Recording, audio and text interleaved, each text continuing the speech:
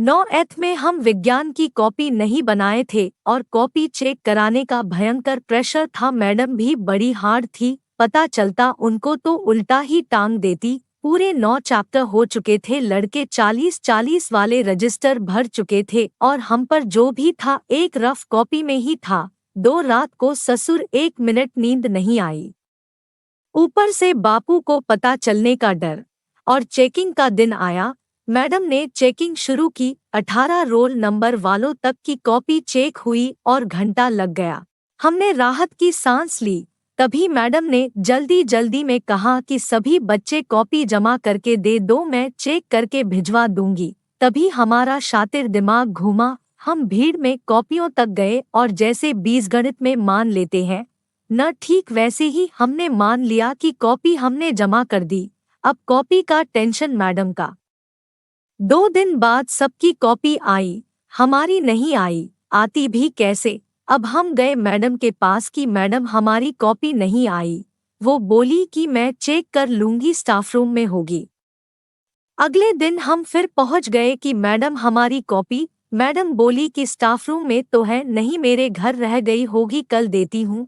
हमने कहा ठीक है।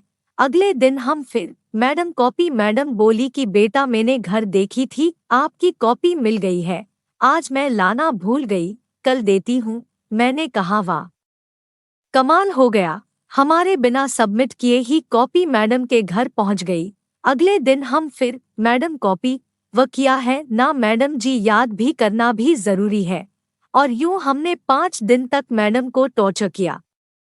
फिर मैडम ने हमको स्टाफ रूम में बुलाया और जो ही बोला कि देखो बेटा, आपकी कॉपी हमसे गलती से खो गई है।